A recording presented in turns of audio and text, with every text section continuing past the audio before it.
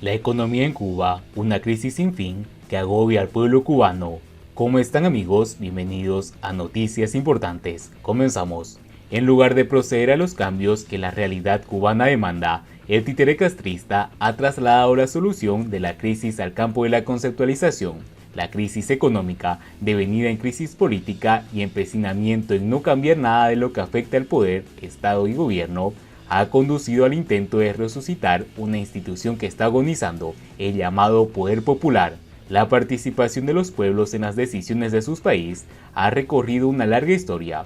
En Cuba, su evolución, grosso modo, evolucionó de forma progresiva desde el poder omnímodo del gobierno colonial hasta la Constitución de 1940, para luego partir de 1959 y describir un proceso regresivo que ha conducido prácticamente a un punto de la historia anterior a las formas introducidas en 1808, resultado de la paz de Sanjón con la que terminó aquella guerra iniciada 10 años antes. La ausencia de los cubanos, como pueblo, en las decisiones de su país y en sus proyectos de vida personal y familiar en los últimos 60 años, se manifestó en indiferencia hacia la producción y los servicios, luego en las boletas depositadas en blanco en las urnas y en el voto negativo a las candidaturas únicas y la creciente inasistencia a las elecciones o supuestas elecciones, y más recientemente en las crecientes protestas en todo el país que han tenido su punto más alto en las actividades del Movimiento San Isidro, en la concentración frente a la sede del Ministerio de Cultura y de forma más masiva en todo el país en las manifestaciones del pasado 11 de julio que estremecieron a la dictadura. En lugar de proceder a los cambios que la realidad cubana demanda, el presidente y títere castrista Díaz-Canel ha trasladado la solución de la crisis al campo de la conceptualización. En sus habituales recorridos y reuniones, después del 11 de julio, el tema del poder popular ha ocupado los primeros planos de su labor.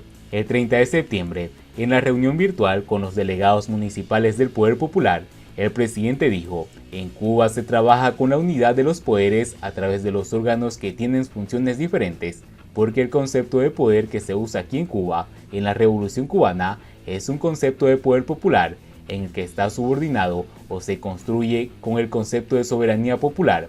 Y al clausurar el segundo pleno del PCC y la Asamblea Nacional del Poder Popular, los días 24 y 28 de octubre, volvió sobre el tema.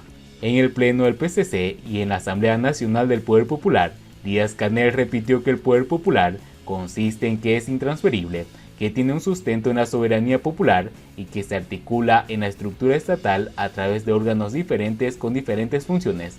Dijo casi lo mismo que reza en el artículo 3.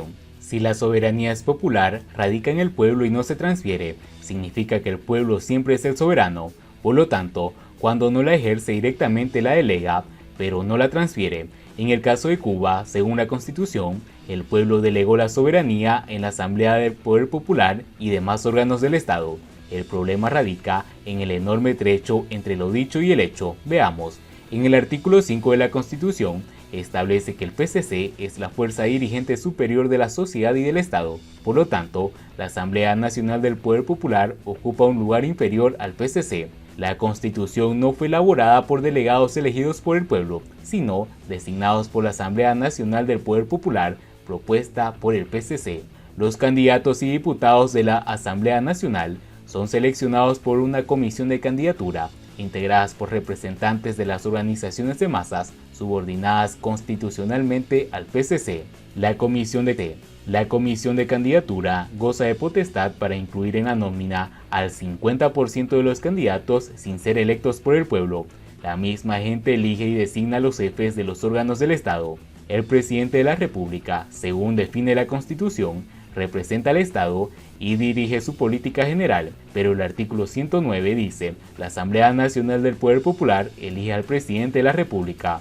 Resulta que la crisis y su profundización tienen precisamente entre sus principales causas la inexistencia de elecciones libres, de la división de poderes y de la sociedad civil autónoma, por lo cual, si esos requisitos no se restablecen, a pesar del esfuerzo en la conceptualización, la crisis seguirá inexorablemente rumbo hacia una hecatombe.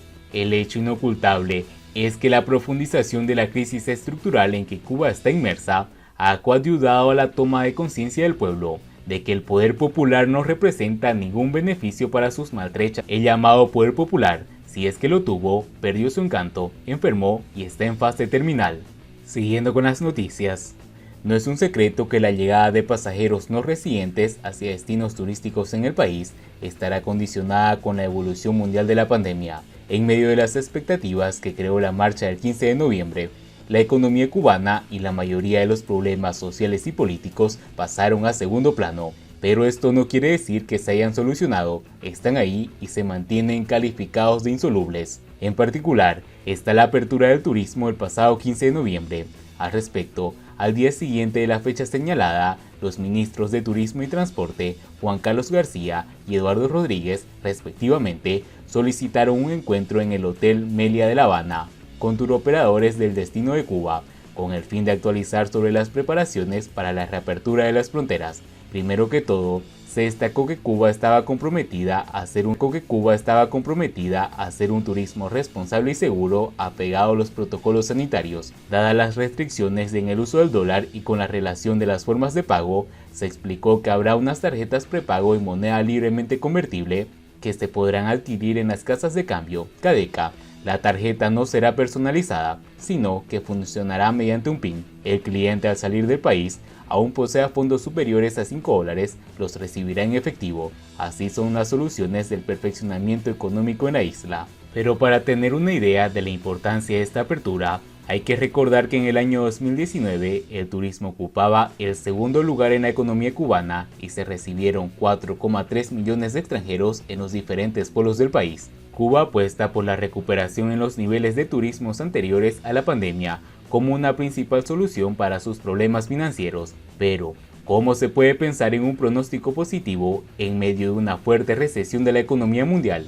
No hay dudas que la dictadura sabe que lo primero que necesita es proyectar el país como seguro, además de, a lo que todos los turistas aspiran, calidad en los servicios prestados. Aunque la mayoría de la culpa se la echan como siempre al embargo de Estados Unidos, hay que decir que al igual que en otros países, la crisis derivada de la pandemia ha impactado de forma directa y significativa en la economía cubana.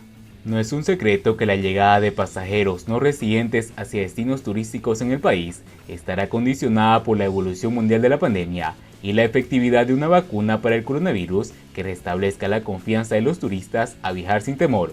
Hasta el momento, la inyección que se está suministrando a los cubanos no ha sido certificada por las autoridades de la Organización Mundial de la Salud. Canadá, Alemania y Rusia están entre los 6 principales mercados emisores de turismo a Cuba, todos afectados por la cuarta ola del COVID-19.